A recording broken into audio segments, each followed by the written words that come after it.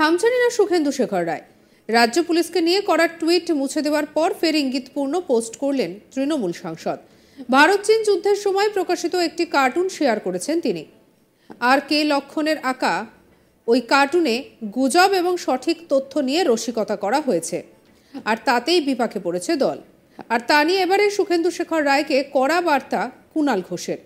খোঁচা দিয়ে বলছেন যে উনি পোস্টের সংখ্যা আরও বাড়াতে পারেন, আমাদের কিছু অসুবিধা হচ্ছে না। একটা দুটো পোস্ট করছেন কেন? প্রত্যেক ঘন্টায় পোস্ট করুন, ঘন্টায় একটা করে উই ওয়ান্ট জাস্টিস পোস্ট করা উচিত, আর তাতে ট্যাগ করা উচিত সুপ্রিম কোর্ট আর সিবিআইকে। ওই ট্যাগটা করতে ভুলে গেছেন, মনে করিয়ে দেবেন। আরজিকর কাণ্ড নিয়ে শুরু থেকেই দলীয় অবস্থানের উল্টো পথে হাঁটছেন সুখেন্দু শেখর। মেয়েদের রাত দখলকে সমর্থন করেছেন। সোশ্যাল মিডিয়ায় খোদ কলকাতার পুলিশ কমিশনারের পদত্যাগ চেয়েছেন।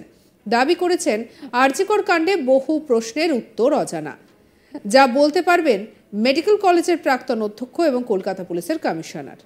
বিভ্রান্তিকর তথ্য পেশ করার পর পুলিশের প্রস্তাব মতো সেই পোস্ট মুছেও ফেলেছেন।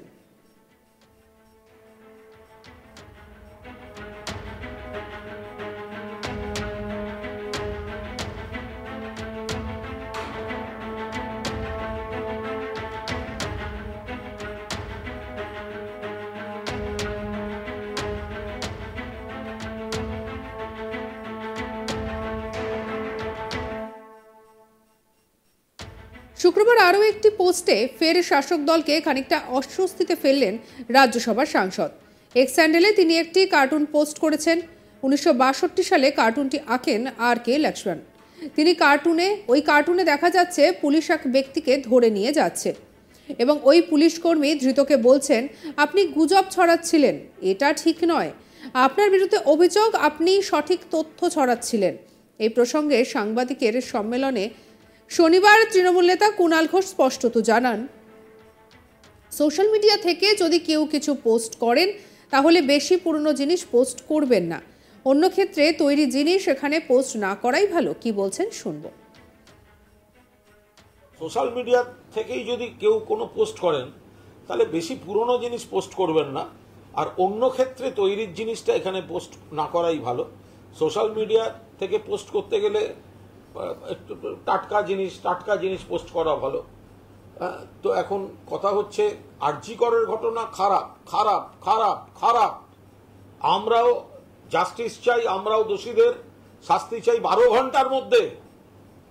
যে একমাত্র গ্রেপ্তার হয়েছে সেটা কলকাতা পুলিশই করেছে, ফলে সেটাতে যদি ডাইভার্ট করার জন্য অন্য ধরনের বক্তব্য রাখা, ব্যাপারটা এরম নয় যে যারা পোস্ট করছে ওসব তারাই একমাত্র জাস্টিস চাইছে, না, জাস্টিস সবাই চাইছে, সবাই চাইছে, সবাই চাইছে। কোনো অসুবিধা হচ্ছে না, উনি সংখ্যা আরো বাড়াতে পারেন,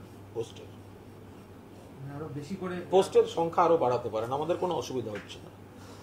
মাত্র একটা দুটো করছেন কেন? আওয়ারলি পোস্ট করুন, আমরা সবাই একমত। তার কারণ আমরাও জাস্টিস চাই। জাস্টিসটা দেবে সিবিআই, তদন্ত সিবিআই এর হাতে, মামলা সুপ্রিম কোর্টের হাতে। তো ঘন্টায় একটা করে তো উই ওয়ান্ট জাস্টিস পোস্ট হওয়া উচিত, আর তাদের ট্যাগ করা উচিত সুপ্রিম কোর্ট আর সিবিআই। ওই ট্যাগটা করতে ভুলে গেছেন, ওটা মনে করিয়ে দেবেন।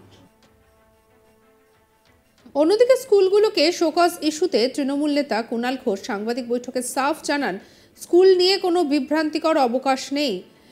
কিছু মহল বিভ্রান্তি তৈরি করে বলছে যে স্কুলে তারা প্রতিবাদ করছে বলে সরকার বাধা দিচ্ছে, বিকৃত করছেন, বিভ্রান্ত করছেন। আমাদের বক্তব্য, স্কুল আওয়ারের সময় শুধুমাত্র পড়াশোনা চলবে।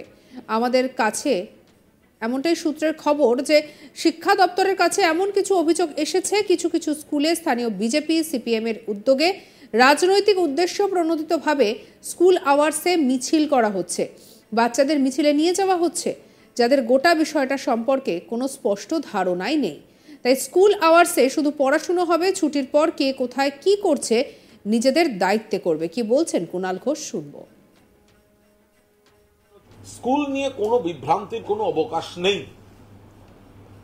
কিছু মহল বিভ্রান্তি তৈরি করছে যে স্কুলে তারা প্রতিবাদ করছেন বলে সরকার বাধা দিচ্ছেন, বিকৃত করছেন, বিভ্রান্ত করছেন। আমাদের বক্তব্য হচ্ছে স্কুল আওয়ার্সে স্কুলের যখন ক্লাস শুরু হচ্ছে থেকে ছুটি পর্যন্ত এই সময় শুধুমাত্র পড়াশুনো, ক্লাস এবং স্কুল নির্ধারিত, পর্ষদ নির্ধারিত তাদের পঠন পাঠন এবং আনুষঙ্গিক ক্রিয়াকলাপ হবে।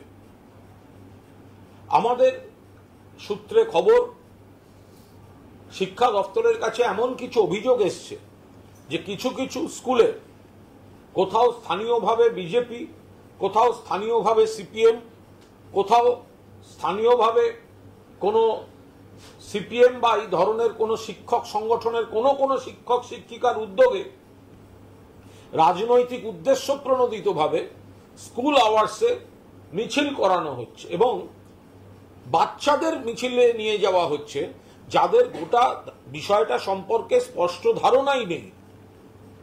প্রথম কথা, অনেক ছোট বাচ্চাদের নিয়ে যাওয়া হচ্ছে।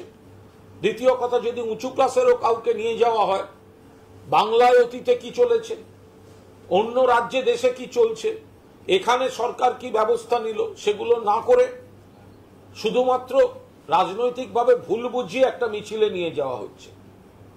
তো সেই জন্য বলা হয়েছে যে স্কুল যখন থাকছে, স্কুলের নির্দিষ্ট সময় ক্লাস, পড়াশুনো এবং স্কুল নির্ধারিত যে কর্মসূচিগুলি সেগুলি হবে।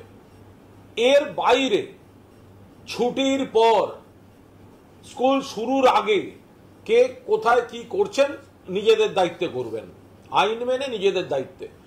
স্কুল শিক্ষা দপ্তরের পরিষ্কার বক্তব্য, স্কুল আওয়ার্সে কিছু অভিযোগ আসছিল।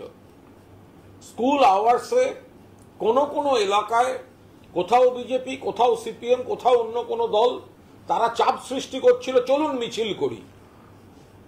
কোথাও আবার কোনো রাজনৈতিক দলের সদস্য, শিক্ষক শিক্ষিকারা কেউ উদ্যোগ নিয়ে এটা করছিলেন। বাচ্চাদের ইনভলভ করা হচ্ছিল যারা গোটা বিষয়টা জানে না, তার বিস্তারিত জানে না। ফলে এই অভিযোগগুলো আসার কারণেই এটা স্কুল শিক্ষা দপ্তর জানিয়ে দিয়েছে যে স্কুলের পঠন পাঠনের সময়, স্কুল আওয়ার্সে, স্কুলের যে সময় টাইম, সেখানে শুধু পড়াশুনো হবে, ক্লাস হবে এবং স্কুলের যে নির্ধারিত যদি কোনো অ্যাক্টিভিটিস যেগুলি থাকে তাই হবে। এর বাইরে স্কুল আওয়ার্সে কিছু হবে না। ছুটির পর কে কি করবে, স্কুল শুরুর আগে কে কি করবে তাদের ব্যাপার।